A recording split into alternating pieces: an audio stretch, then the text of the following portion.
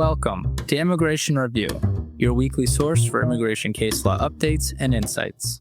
I'm your host, Kevin A. Gregg, back again to review the week's precedential immigration cases, rummaging through the decisions so you don't have to. This podcast is sponsored by Kurzban, Tetzeli, and Pratt, also known as KKTP, a law firm where I'm also a partner. Whether you are facing an immigration obstacle, a serious injury, or a legal issue in your business, KKTP will aggressively protect your best interests. This podcast is also sponsored by Cerenade e-immigration. I recently caught up with the folks at e-immigration who shared a big announcement. Hot off the presses. Have you heard? E-immigration is now integrated with the VisaLaw.ai. Over 10,000 users can now connect their e-immigration accounts to VisaLaw.ai, allowing them to generate expert letters, court documents, petition briefs, and entire case packets directly within their case management system. It's case management meets modern drafting, so you can build stronger cases faster than ever. The combination of e-immigration and VisaLaw.ai means what used to take hours can now be done in minutes. Just think how much faster your immigration workflows can be. Learn more at get.eimmigration.com/VisaLawAI, or of course, click on the link in the show notes. And as always, this show does not constitute legal advice and has no bias other than to keep you up to date and to enable you, my dear colleagues, to excel in court. So, without further ado, let's start the review.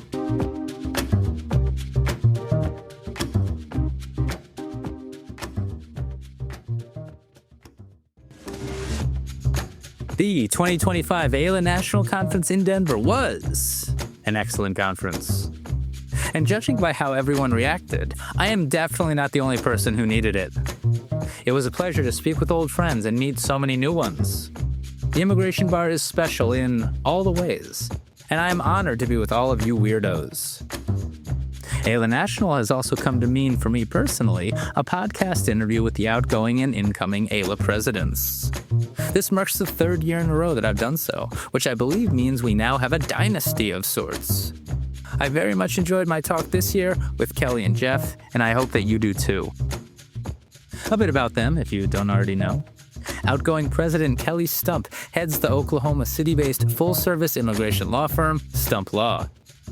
Kelli is an attorney with over 15 years of experience in a practice exclusively based in immigration law. She focuses her practice in the firm primarily on family-based immigration, complex deportation with an emphasis on criminal immigration matters, and federal litigation in the immigration context. To date, she's argued before the 10th Circuit Court of Appeals on 4 occasions, and she is a joy to speak to. Incoming President Jeff Joseph is a partner with Barry Appelman and Leiden, and is in Ball's Denver office. Jeff is an active federal court litigator. His courtroom efforts have resulted in numerous government immigration policies being changed, wins for his clients, and agency interpretations of regulations being overturned. In turn, that has led to employees being allowed to travel and meet their work and family obligations. His accomplishments are many, and he even serves as an adjunct professor of immigration law at the University of Denver College of Law. There is much, much more to both Jeff and Kelli, as so many of you already know. But intros can go on for far too long, and well, I'm done. So, without further ado, the AILA Presidents, 2025 edition.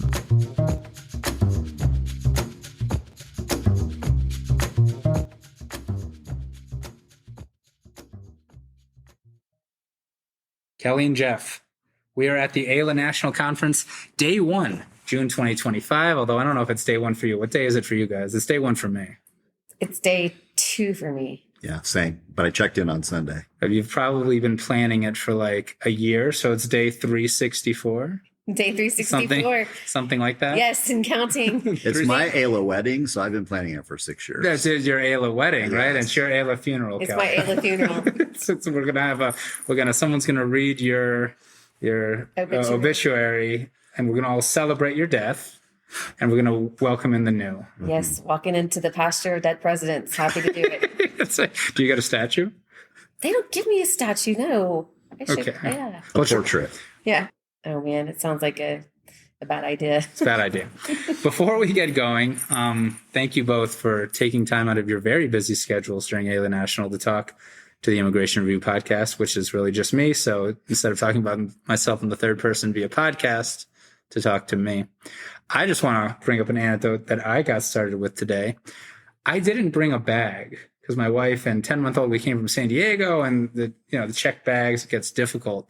And I was planning that there would be a vendor bag, right, that I could easily get, but the vendor room isn't open yet. So I snuck in, found the AILA National thing while they were setting up, and asked for a bag, which, as you will see, I have currently. But they were not going to give it to me. And I was 3 seconds away from saying, I am about to go interview Kelli and Jeff. Do you know who they are? The AILA you give me a bag. But I didn't do that. Unfortunately, sympathy got me the bag. But the point is I have absolutely no qualms about dropping your names and titles to get what I want throughout this entire week. So I guess my first, I will do that. I'm shameless. So my first question to both of you is, how much success have you had with AILA, name dropping yourself, saying, I am the MF president, give me what I want? How does that work out for you, Kelli? I mean, I got a Diet Coke for free yesterday. You got a Diet Coke? I got free parking. Free parking where, though? It's a little bit far away. I mean, it's in the parking lot. But, right. You're from Denver, right, Jeff? So, I mean, that's barely... Yeah, it's barely that's actually worse than the Diet Coke. I think I probably could have gotten more of a discount just being a Colorado resident than a member. So, really, you guys get a lot of benefits being the AILA president. So, it's definitely worth the time, is what I'm hearing from both of you. It's definitely worth the pay. Definitely worth the pay. Yeah, for sure. Yeah, that's right. The pay is great. No, but in all seriousness, it is, it's an honor to be in the position. I don't think that it's not monetary. I mean, they give us a nice hotel room. Oh, that's good. Do you have to share it, though, with the incoming president, or you each get your own nice hotel room? No, we each get our own Okay. nice room, but we always end up hanging out in each other's suites, partying. No, we're very appreciative of you and all the former presidents. Someone's got to lead this unwieldy group of immigration lawyers, and it can be a thankless task sometimes. So, Kelli, you're obviously the outgoing president. You're about to die in the professional sense. And Jeff, you're about to be reborn.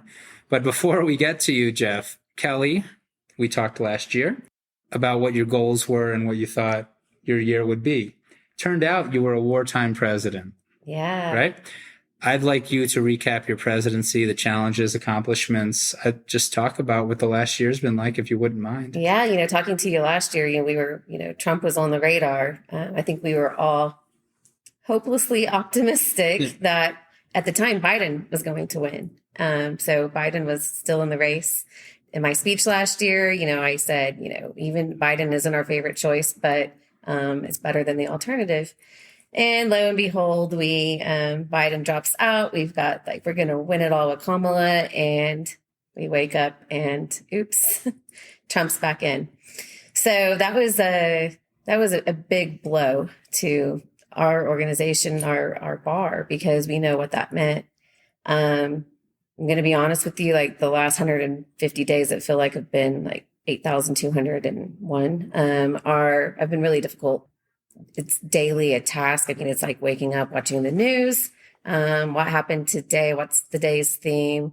We all message through Signal now. So someone's immediately on Signal saying, have you seen this? Have you seen this? I have not been invited to your Signal chat. No. So I've got XCOM has been working 24/7, just vetting what is the actual chaos. What can we do?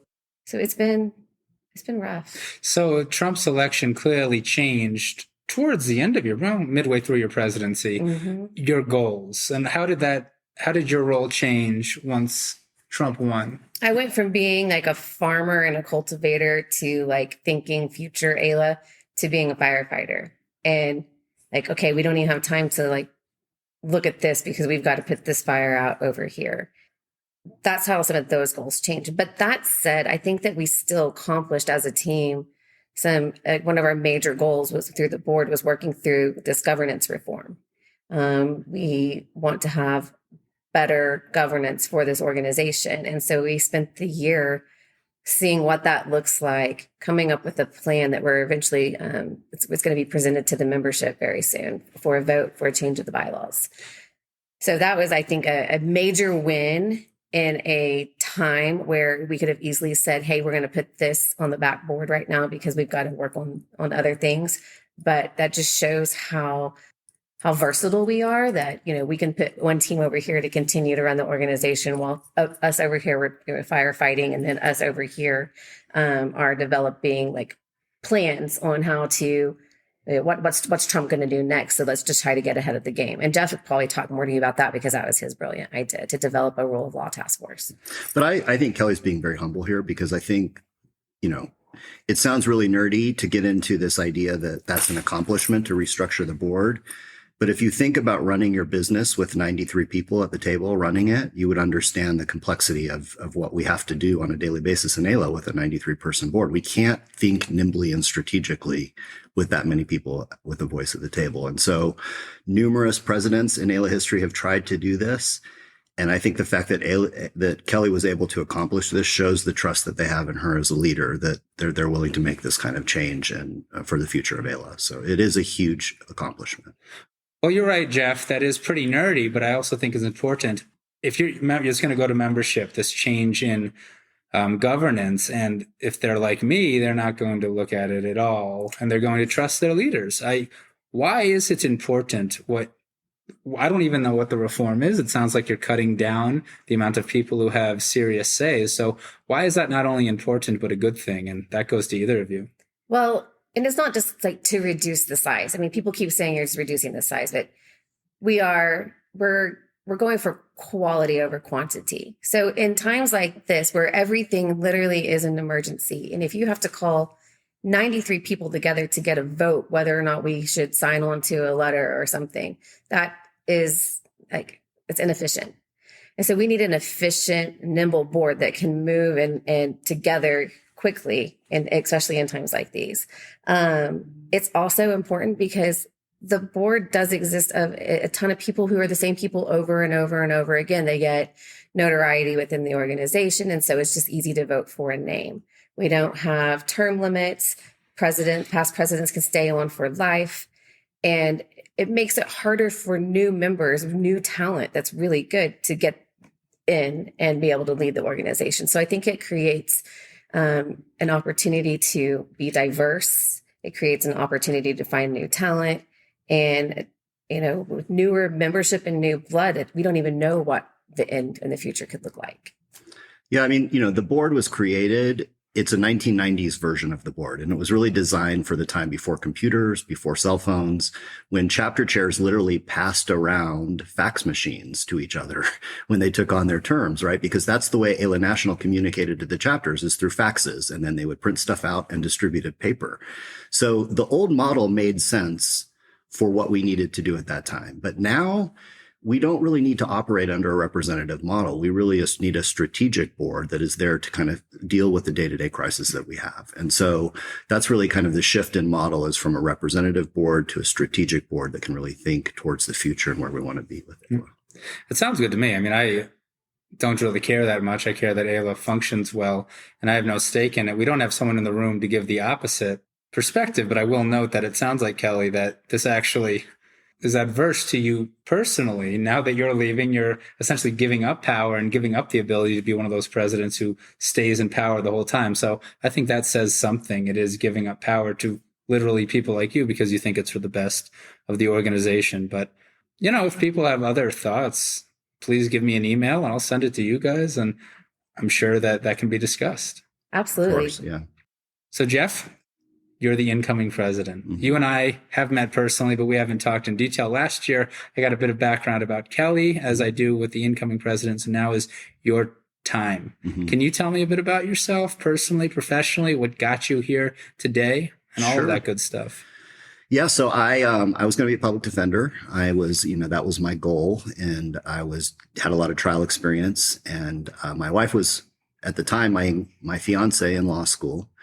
And she was also a public defender. And the way that system works is there's a list. And when a position comes up in the state, you take that position. So we were potentially going to be separated, in different parts of the state for the first part of our marriage. And so a job came up doing corporate immigration, and I had an interest in immigration law. So I took the job, but asked the person that I worked with if I could start a little removal defense practice because I had trial experience and spoke Spanish. And so I would go down and volunteer at the detention center doing bond hearings, and, over about a year and a half, built up a really nice little removal practice, and then went out and did it on my own after a year and a half. And my wife then joined me after working from the public defender's office, and her name's Kirby, and we worked together for 25 years.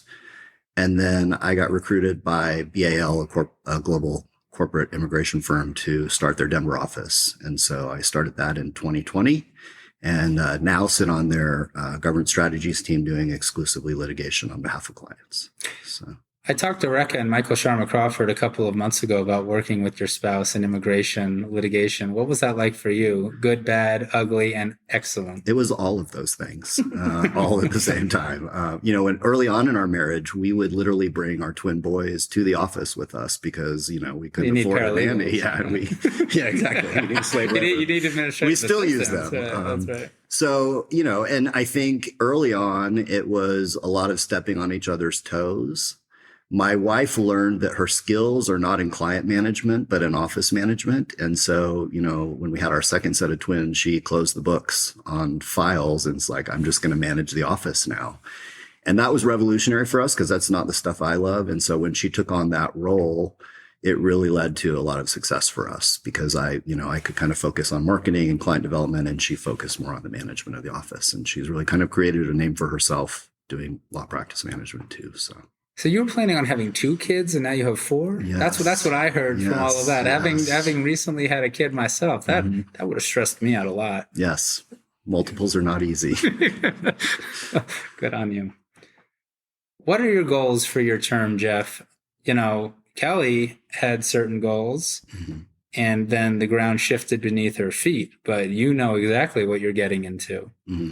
Why do you want to be the AILA president? Well, you're going to be the AILA president. Why is this a goal? And what do you hope to achieve given the situation we find ourselves in politically? Yeah. So I'll just be completely honest and transparent. When the debate happened between Biden and Trump and I saw the writing on the wall, I panicked. I had a lot of anxiety and nerves around being a president under this administration, not just from the sheer volume of work that I knew that would be involved, but literally, I thought we would be a target. I thought I would personally be a target. I think we will be a target, and I think you might personally be a target. We have been, right? On March 22nd, President Trump issued a proclamation targeting specifically our industry. Of all the industries in the world, they targeted immigration lawyers. And so that's when it became very crystal clear to me what my mission, what my goal is for the year, and that's to protect the integrity of our bar association and to defend lawyers who have advocated for the ethical practice of law for their careers. And so that really is my primary principal focus. And I'm going to be laser focused on that, protecting our bar association from unwarranted attacks. I think that's admirable. I think that's what we need. I'm wondering what we're missing out. What would have been your goals had Kamala Harris won? I think it was during the Biden administration, we did a very good job of AILA of creating relationships. And it might not have looked like it to the outside world, but we knew people on the inside, and we had former AILA members on the inside, and we were able to accomplish a lot through relationship. And so, I anticipate that, had we had a Kamala administration, that would have continued. We would have been really trying to build relationships, build a foundation of what we can do through executive authority, through the presidency, what we can get past through rulemaking to protect it from being taken away in the future. A lot of that kind of groundwork. No, you didn't mention Congress once, all just through the executive. We've given up on the Congress. I think so. As long as immigration can remain the number one wedge issue in elections, which, if you listen to the polls coming out of the exit polls in this election, immigration was the number one issue. And as long as we can use that as a wedge issue in elections and win campaigns based on it, Congress has no incentive to solve it. Also, where's Congress been the last 150 days? It's a war between the administration and the Supreme Court. Where's Congress? Oh, I don't disagree that Congress is a non-starter on immigration right now. I just find it amusing that in your honesty, your brain isn't even going to Congress anymore. You've moved past that.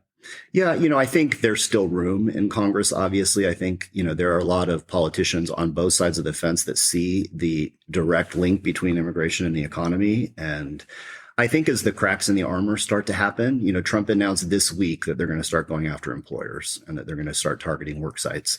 When that happens, the cracks in the armor will start because people are going to lose employees. They're not going to be able to keep up with their demands and the supply. And that's when Congress will start hearing from constituencies.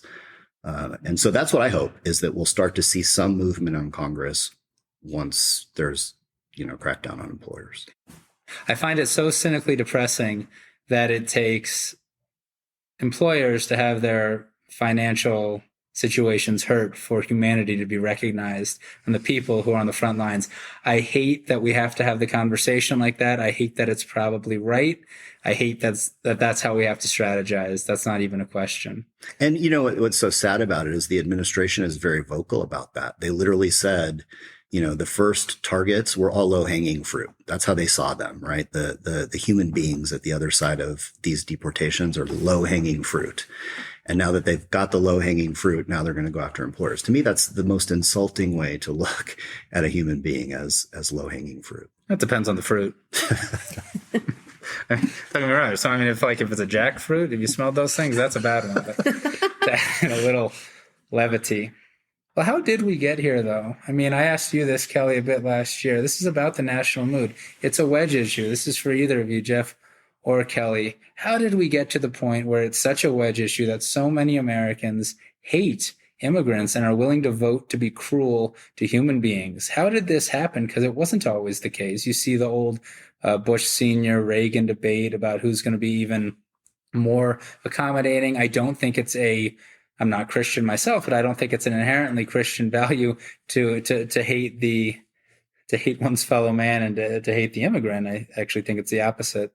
And you even have the Dreamers with momentum during Obama. How did this happen? How did we drop the bag so hard on the pro-immigrant side of this debate? I guess I'll start. I think that a lot of it is just some of that rhetoric that was put out there by the other side. That does not get lost with me, that there are just blatant lies out there about what's going on. Then you have the Middle East crisis right now. So you're pitting Americans against each other about, Palestine and Israel. And so you get them fighting. And then you had the economy and the freaking price of eggs. Right. And I think that it was constantly blamed on the economy and then immigration, right? And so when it turns into, well, the reason the economy is because of immigration, they needed somebody to point their fingers at. But I guess my point is the ground was already fertile. So you make the second farm metaphor of this interview. Americans, a large portion of them want to believe these things. Maybe they don't, but it does align, it seems, with what they already feel. And that's about affecting the national mood. That's more AIC when it comes to AILA and all that. That's more policymakers. Maybe it's not core AILA, but I'm just curious your thoughts on how we got to this point where so many Americans are willing to hate immigrants.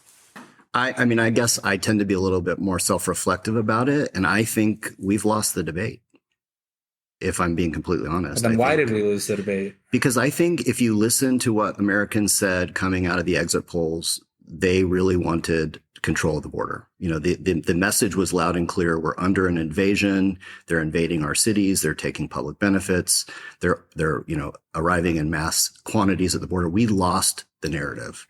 Somehow they captured the narrative. And so I think that's the first thing, is that Americans wanted us to take control of the border. And so I think we, first of all, need to think very carefully about how we construct the narrative going forward, because it's very clear that Americans want enforcement, right?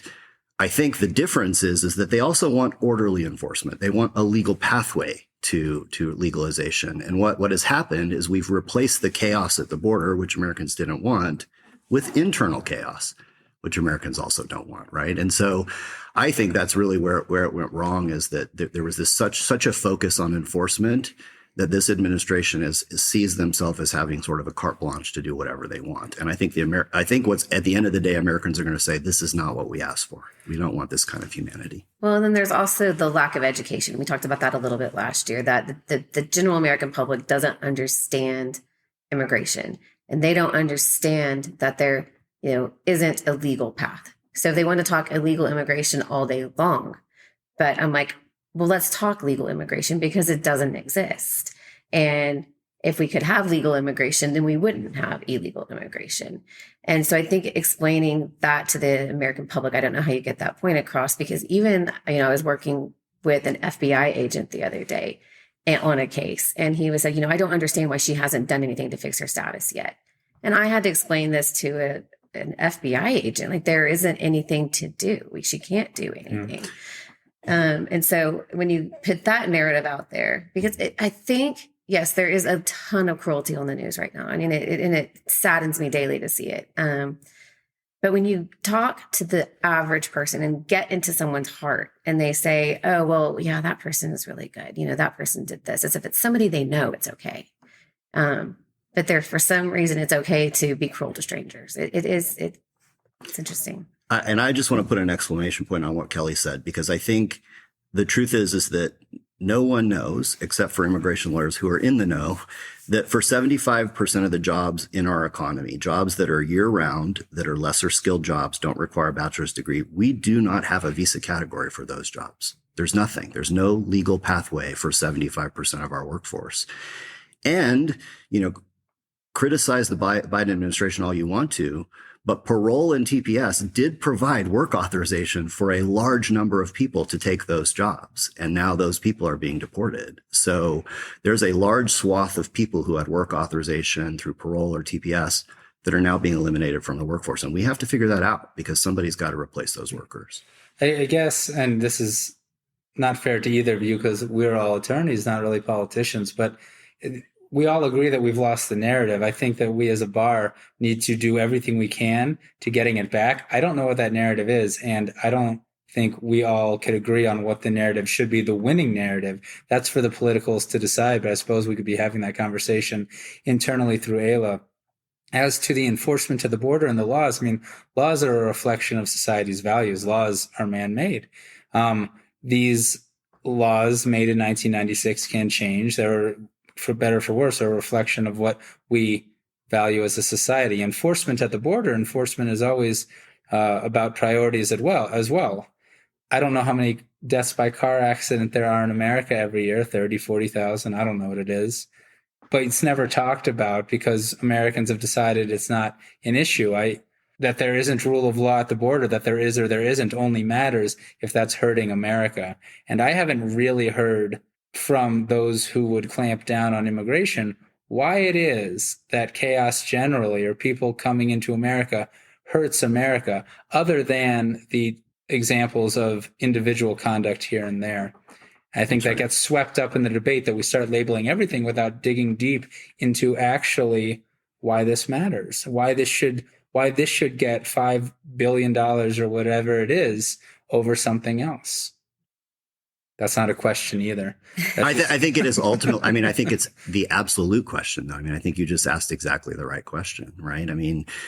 Even if everybody agrees enforcement is important and we should do all we can to do it, and we even sign off on this massive legislation to enforce the border, is it really going to accomplish what we're trying to accomplish? In other words, I think there's still going to be, crime in our country committed by both undocumented immigrants and citizens, and it's throwing money at the border is not the solution at the end of the day. You could do a lot of things in America and solve a lot of problems by doing very inhumane things, but we as a society have a balance, and there becomes a point, whether it's money or actions, that we as Americans say, no matter what the goal is, we're not going to do that. Yeah.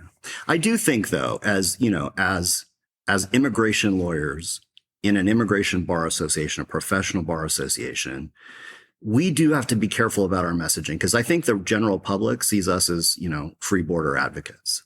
That's what they see immigration lawyers. We're in it for our pocketbooks. We're free. And the truth is, our careers rely on regulations and laws and, and obedience to those laws and following those laws and using the laws to find channels for our clients. So on the contrary, our profession really is all about the regulatory and orderly channels to provide ways for people to come here, not open borders. It does get lost on even me. We are an organization that focuses on immigration attorneys, not necessarily the immigrants. Yes, of course, the immigrants, but we're an immigration attorney organization.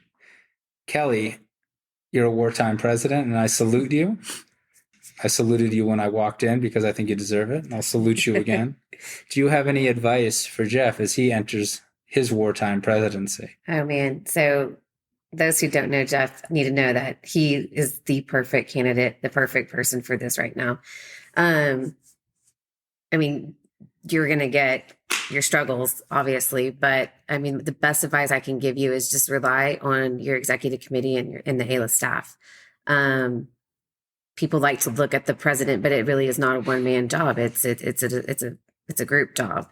But you are going to be fantastic at it. So, I go into it with a lot of excitement because I've had great models in Kelli and Jeremy and Farshad and Jennifer and Alan that I've been able to work with. And so, I know that this committee is a family and AILA staff has our backs. And it's just really, to me, it's a real honor and to go into every day with this group of people knowing that all that they want to do is make AILA members more successful. And it's really cool to be able to work with people that have that as their objective. Yeah, it's wild. It's like a 5-6 year path, right? It's not like you wake up one day and you're the president. Like you have to start at the bottom and then do all the grunt work. And to be honest with you, I feel like it takes that amount of time to get to the president, to know all of the different portfolios and resources that AILA has to be even effective as a president. It really does take 6 years to get there. Yeah, AILA has so many working components. It's like the octopus. There's just all these little That's tentacles. only 8. Well, still, that's a lot, right? I could do a lot with 8 hands. But getting to know how each one of those tentacles operates takes a long time. I was the AILA president, and I still learn stuff that AILA is doing. It is really a fascinating organization. I always say there needs to be a panel every year about know what AILA does, because people will come up with this idea. Hey, it would be really great if you guys could, offer something about, what should I pay my immigration, associate? I'm like, well, here we have this marketplace study. Look right here on AILA, right? Not only do I think you should do that, that's a fantastic idea. You guys control the conference. You absolutely should do that. Not only do I think you should do that, but I think that it should be 15 minutes of the exec board talking about what AILA does and 45 minutes of answering questions about anything. I think that'd be a wonderful panel. You totally should do that. So, Kevin, we actually do that. You set me up. You totally set me up. You said something we should do, and then you trapped me and made me look ignorant. So we should make an official panel. So we have the AILA booth every year at the annual conference where you can go in and know what AILA does. And then last year we did try to change Hot Topics up a little bit and make it more about Hot Topics AILA than Hot Topics what's going on in the country. And so we as an executive committee kind of get to know AILA, know what to do. But I do like this whole 45-minute questionnaire, ask anything you want. And people need to know what AILA does because it's easy to complain. The groups, the Facebook groups and the other ones are full of it. And it's just human nature. People usually speak up when they're complaining and dissatisfied and not so much when they're satisfied. So I think every organization needs to defend itself sometimes proactively. That's for you guys. I'm not in leadership. Good on you. Why, Kevin? Why? How many hours have you spent over the last 6 years? Oh, wow. I should calculate it. I would say the past year it's a half-time job, right? Half-time job. 20 hours a week, I would say. I think I've got 2.5 full-time jobs at present. Yeah, so I can add another half. So I get a solid 3. The staff is remarkable. They really do a lot of the heavy lifting, and we're there to sort of steer the ship. So. But there's a lot of stuff. There's a lot of grenades that go off every day. Yeah. But I will say to anybody that has any complaint, please don't just post it on Facebook. run for office, join leadership, and change it. Yeah. I'm glad you said that because I actually have a page I've solicited before. I have 95 complaints that we're going to now go off one by one with both of you. Strap in. All right. Strap We're going to be in. here for about 3 hours. I can assure you we've heard them. You've heard, I don't know. Some of them are actually really weird. So let's get into it. If you tell me that there's not enough coffee at this conference, I'm going to punch you.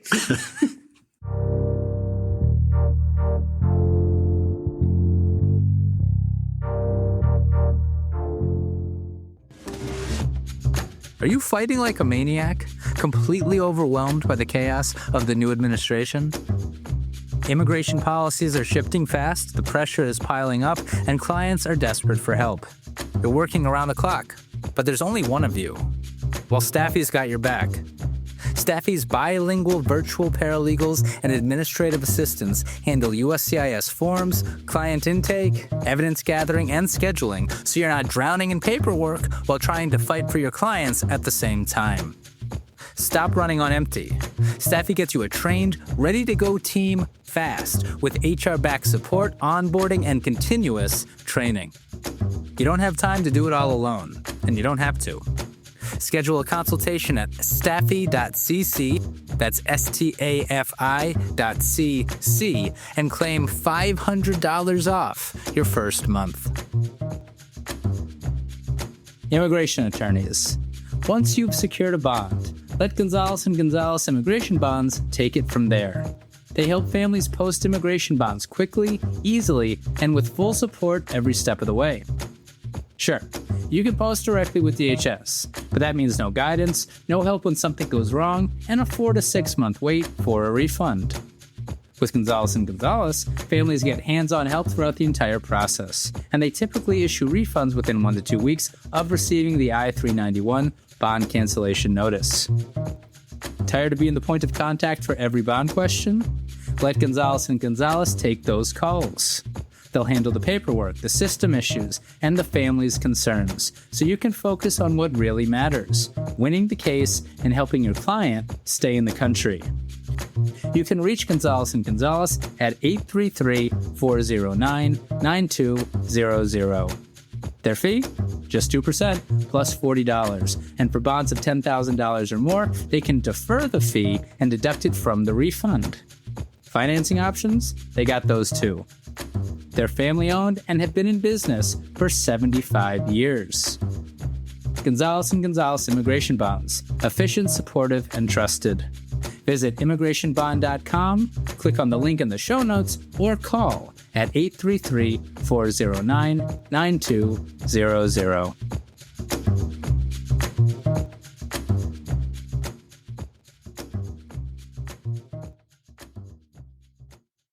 You know, I think we're fortunate being in immigration. We're in the fight by definition, but we make money by being in the fight because immigration is the fight. And so I talked to my non-immigration family and friends about what they can do, but even immigration attorneys, I mean, a lot of people, we're just making a living. We have families. What do you guys think attorneys can do every day, every week, small things to support AILA's cause during the Trump administration, to support the immigration bar, to have importance during this time where people are scared? I mean, the time is now. Like, if you want to be a hero, it's time. I've already been just awed and fascinated by our membership on the litigation listserv. For those who don't know, we have a federal litigation listserv. It's free to sign up with your AILA membership. And the big topics lately have been habeas, mandamus, federal litigation, and just the vast amount of emails of people willing to share their own work product and let other people copy it at the cause for the cause. I don't know any other bar association that just does that just gives their work product away and is like, here, take it, run, good luck. So yeah, join the removal defense listserv, business listserv, federal listserv. Do we have another one? But, and then, share your products, take products, communicate. We have a form stack, reports@aila.org, where you can report. We have a rumors email, and we have a trends email. So if you know it's a trend and you're seeing it, AILA needs to know and report it. If you hear that crazy little rumor, instead of maybe inciting fear on the listserv and scaring everybody that this is going on, you can report that to the roomers, and AILA will try to track it down to see if it's real. So what I'm hearing is, of course, get involved, and that was an AILA specific question, but share your knowledge. Everyone's an expert in something immigration related. Maybe even if you're a newer attorney, maybe you're from one of these countries and you are an expert on how those type of asylum seekers behave. Share your knowledge, whether it's legal, factual, or otherwise. What do you think, Jeff? Yeah, I think the same thing. I think, we're upwards of 17,000 members, but it feels very much like a small bar association. You definitely can make a name for yourself, especially if you micro focus and you have specialties or you have special knowledge. And so putting yourself out there, the truth is, just by the fact that you are an immigration lawyer, you are an expert now, right? You are somebody that the courts are going to rely on, somebody that the media is going to listen to. You're a trusted advisor. And so, like Kelli said, it is your moment. This is a time for you to dust off your diploma and really put your skills to work. And, we're used to being transactional lawyers, and now's the time to kind of be advocates and out there in the community fighting. So we've already flicked out while we're getting our butts kicked on the Hill with fair immigration reform and fair immigration policies. And now we have an adverse executive. And so what things are AILA doing now in DC to affect policy? What policies are we focusing on, and how are we focusing our resources to help the immigration bar and the immigration community? We still have people on the other side. So I know that those communications, although have been slowed, I don't think we're effectively cut off everywhere yet. Okay, so we have the Political Engagement Committee. It's called SCOPE. And that committee is really awesome. They are out there vetting candidates. So starting from in the states, looking at even Republican, Democrat, just reasonable candidates who have reasonable thoughts on immigration law, and working to vet candidates, encourage people to run. So that hopefully will eventually turn into a real product, that we have somebody out there that we vetted from day one. Jeff? Yeah, and it's candidates on both sides of the fence, right? So we really want strong Republicans that understand the issue and are willing to cast a vote for immigration reform as well. So that, I think, is really important. I would also say that even though it's more challenging to have liaison on a national level, on a local level, liaison is very much still alive. People that are embedded in the government do want to talk. They want to talk, right? And they want to do it off record. And so those local relationships are critically important. I think the key is, how do we funnel that information up from local chapters to AILA National so that we're all sharing the information? But for sure, now is a time where we really rely on sort of grassroots help from chapters. And Immigrants List is out there also vetting their political action committee. That costs money. You want to put people on Congress, that's just money. It's a straight up transaction and picking the right candidates. But maybe this is a question for Ben Johnson and Greg Chen, but we're playing defense now. Laken Riley was horrific, what happened, and they did it so quick. There are so many more. If they can pass Laken Riley, they can do a lot of things. How are we playing defense right now? How is AILA playing defense to prevent some of these terrible things from getting passed in the House, and they get passed in the House from getting passed in the Senate? I'd love for us to be in control of that, right? I think that there are things that we can do, but we ultimately don't have the full control. But pay attention to your emails, because when that was announced, Greg Chen was sending multiple emails, click this button. He make it so easy for you to click this button, tell your congressman why to vote no, why to vote no. I know that they're constantly on the lookout. They have their ears on the ground, like what's coming at us. But with the current environment, unfortunately, I just don't think it matters sometimes. We're trying. We really are. Yeah. And I think, where can AILA be most effective, right? And the truth is, there was no way in any universe that AILA would have any way to stop Laken Riley from taking effect. It was a train that was, no matter what we said, it was going to happen. And so we have to really level set expectations with members about what AILA has the power to do. We cannot create legislation. Let's just be honest about it, right? As long as it's a wedge issue, it's not going to happen. What we can do is provide practice advisories to our members. Once Laken Riley happens, Here's how it's going to play out. Here's the defenses. Here's how you could potentially litigate it. Here's the legal challenges that we can make in federal court. That we have to think about where AILA's lane is. And AILA is not a media communications company. We can't be constantly issuing press releases on everything. That's not our goal. It's not our objective. We're not legislators. We can't really change the law. We can sue. We're very good at that, right? And so keeping us in our lane is really, I think, really important. That's a great segue. You are a litigator. Federal court. Kelli, I know you do a little bit and also removal defense, but Jeff, just reading up a bit on you, it seems like one of your goals is to bring federal litigation a bit more into the forefront during your presidency. What are your ideas about how to do that and how to further litigation amongst membership? That is the tool we currently have. Yeah, I think it's even a challenging environment to do litigation. You have to be strategic about that because I think one of the most dangerous things that's out there in litigation right now is the threat to nationwide injunctions. And that could really destroy our ability to do effective immigration litigation. Before this podcast even drops, Supreme Court will probably make their birthright citizenship ruling on types of nationwide relief. So this might be stale even before it drops. Exactly. So, I think that's definitely on my radar screen, right? How do we, in a world where that goes away, what does federal litigation look like? So that's the first thing on my radar screen. The second thing I would say is that we are so much more nimble and prepared than we were during Trump 1.0. Just looking at what we did to the SEVIS terminations, the way we mobilized and shared resources and worked together like an individualized law firm to fight that. Yeah.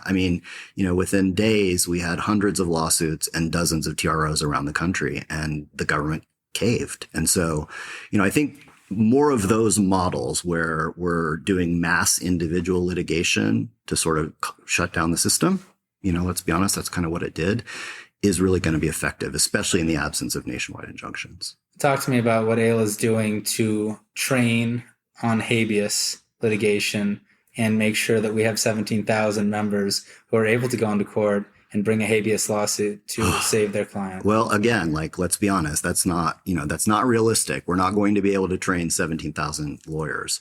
What we can do is create a network of really talented habeas lawyers around the country so that when our members have those issues, we have a network of lawyers to whom we can turn immediately on the ground to file those cases on behalf of members.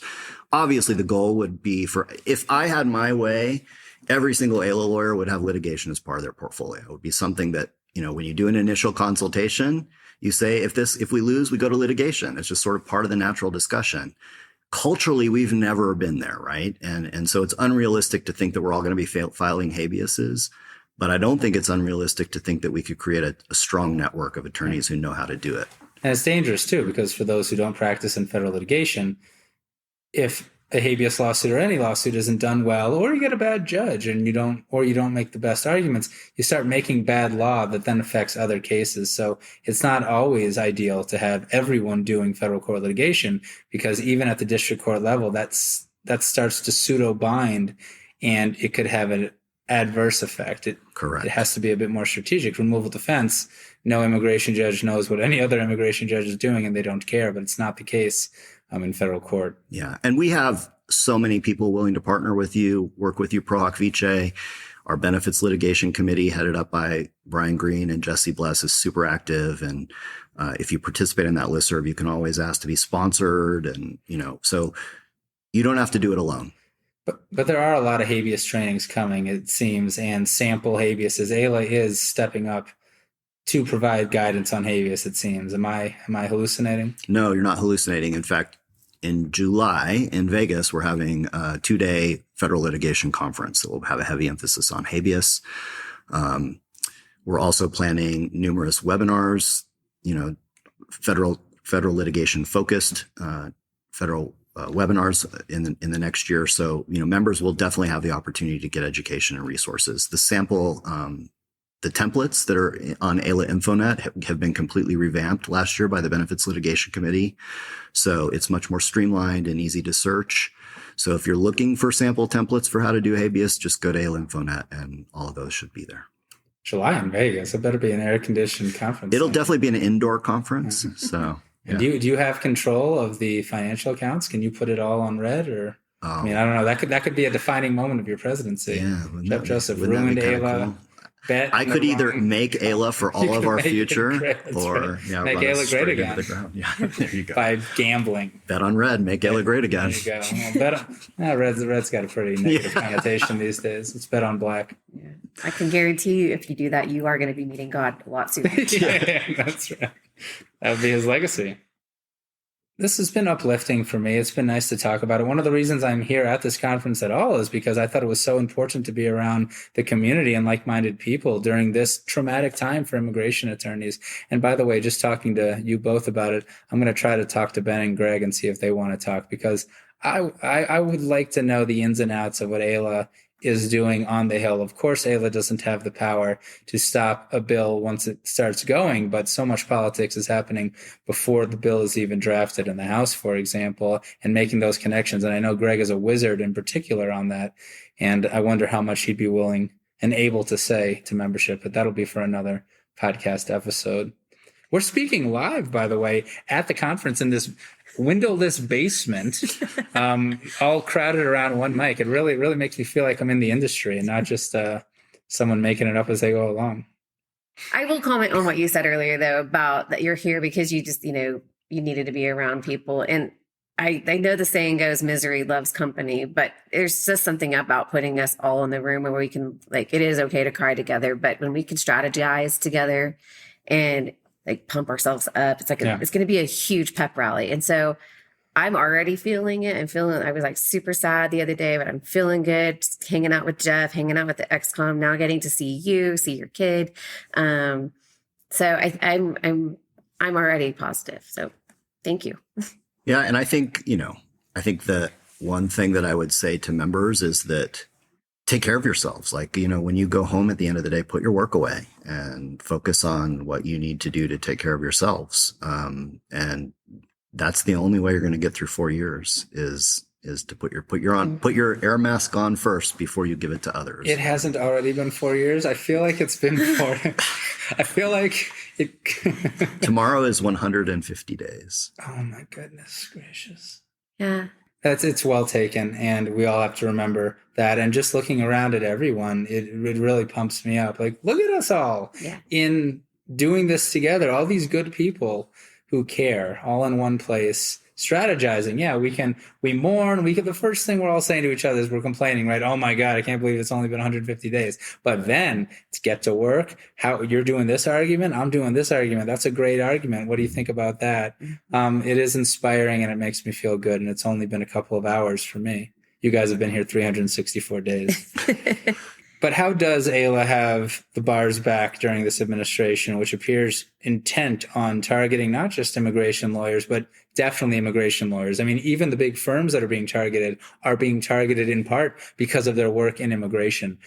The number one goal of AILA is to support immigration attorneys. So what are some concrete things that AILA plans to do to have the back of immigration attorneys during what is a overt attack? Yeah, so on March 22nd, when Trump issued the proclamation that specifically targeted immigration lawyers, and, let's be clear, he said he was going to instruct the Department of Justice to investigate any lawyer who'd filed an asylum application within the past 7 years or engaged in any litigation against the government for the past 7 years, and instructed them even to seek Rule 11 sanctions in court. And so to me, that was chilling. It was dangerous. And it was unprecedented to single out our industry. So, like I said before, it became very crystal clear to me what I needed to do. And so I decided that the first thing that I would do as president is stand up a task force on this particular issue. And so I've appointed Jerry Greca and past President Kathleen Campbell Walker to charge this committee. It's made up of a combination of lawyers who have experience in professional malpractice, in ethics, in litigation, in compliance.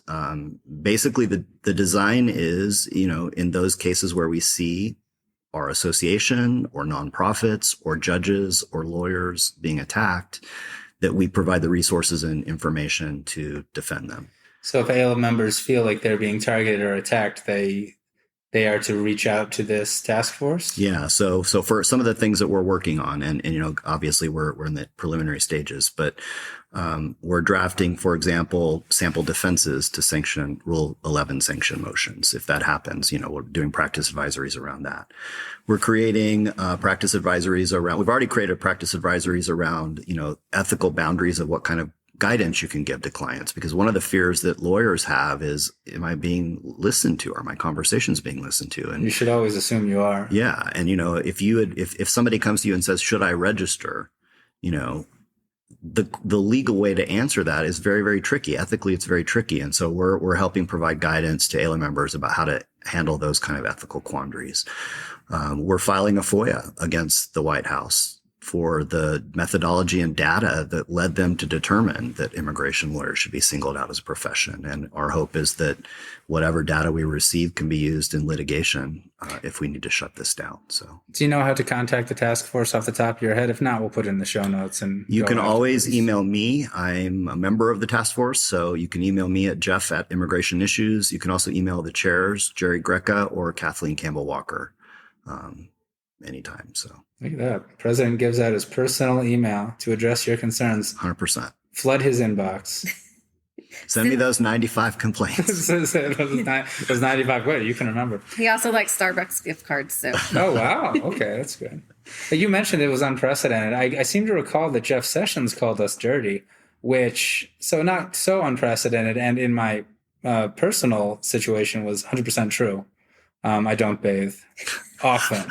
So no time. Right. So not everything Jeff Sessions was a lie. You guys have been very generous with your time, and I appreciate you. And I appreciate AILA.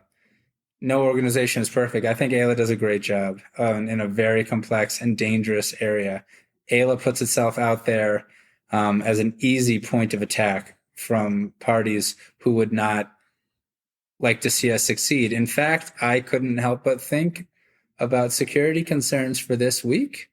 I mean, everything then remains to be seen, but we got to keep coming out. So I appreciate you both, and especially for making time for a little old me. I want to end the podcast by giving you both the floor to talk about where we go from here, what's next, or anything you want to say, starting with Kelli, because I also want to ask Kelli about the status of her stump grinding business and if you've had success in the last year with your side hustle of getting solicitations for stump removals, grinding, and all things stump. So how is that going? And then anything else you want to talk about, but you have to answer that question first. All right. Yeah. So last year, the big joke was that Kevin saw a sign for stump, or he was Googling me, and it came up stump removal. It's not just that. I mean, it's like stump everything grinding. Is stump removal and grinding. So you were the one who received stump grinding. So I giggled because I have certain friends that anytime they see, like, you're driving down the road and they have a sign that says stump removal and then stump grinding, they text it to me with a little hee.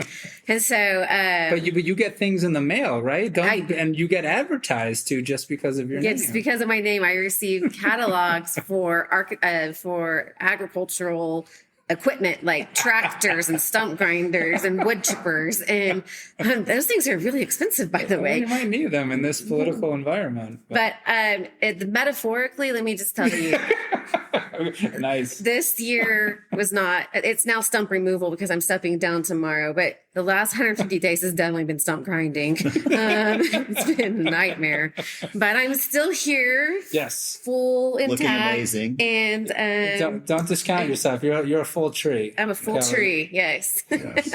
You're a blooming tree. Yes, they cannot kill me. But what's next? I'm still on the executive committee. I am here to be Jeff's so-called advisor, executive committee advisor, or just, someone to lean on if he has any questions. So I'm not going anywhere. I'm still a full-fledged immigration attorney. My staff is going to be very excited to see me, or maybe not. I don't know.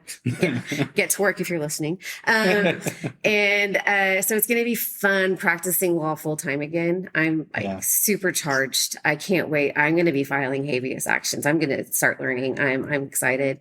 And I'm going to plan a wedding. I got engaged this year, and my sweet fiance has been kind to put that on the back burner and let us plan the wedding. I told him, I said, on Sunday we will start planning. So congratulations to you guys. Thank you. That's a smart person to not push for it during your AILA presidency. Yeah. AILA first, always. What about you, Jeff? Where do we go from here as immigration attorneys for the next 4 years?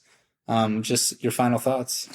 Yeah, I think everyone should, reframe this as take a moment to be afraid and scared and honor that, and then get to work and, really be excited about this time to change the law, to save lives, to help people and, unite families, and really just take this as kind of your mantle to do good things. So we didn't become lawyers to not fight.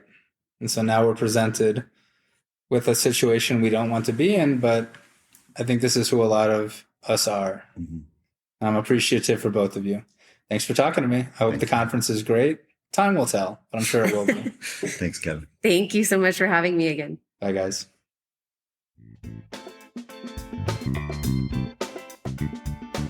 So there you have it. I'm Kevin A. Gregg, a partner with the law firm Kurzban, Tetzeli, and Pratt, and this has been another episode of Immigration Review. Thank you for listening, and I hope you enjoyed it. If you did, please share it with a friend and rate and review us. Each review helps new listeners find the show. And of course, subscribe to Immigration Review wherever you get your podcasts. If you like what we do and want to become a patron of the show, please check out our Patreon page at www.patreon.com/Immigration Review, or click on the link in the show notes. And if you're interested in an official Immigration Review CLE certificate, email me at kgreg@kktplaw.com with your full name and the episode numbers for the 10 shows you've listened to. Also, feel free to email me with questions, comments, or anything at all, and follow the show on Instagram and Facebook @Immigration Review, or send us a tweet @ImReview. That's IMM Review. And we're always interested in hearing listener feedback. Like this review about the episode you just listened to from my very young son.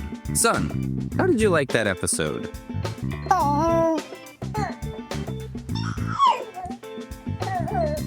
Indeed. If you, like my son, enjoyed what you just heard, again, please give the Patreon page some love, feel free to review the pod, reach out to me with your own kind sounds, or do anything else nice that your heart desires. I'll be back next week for a brand new discussion.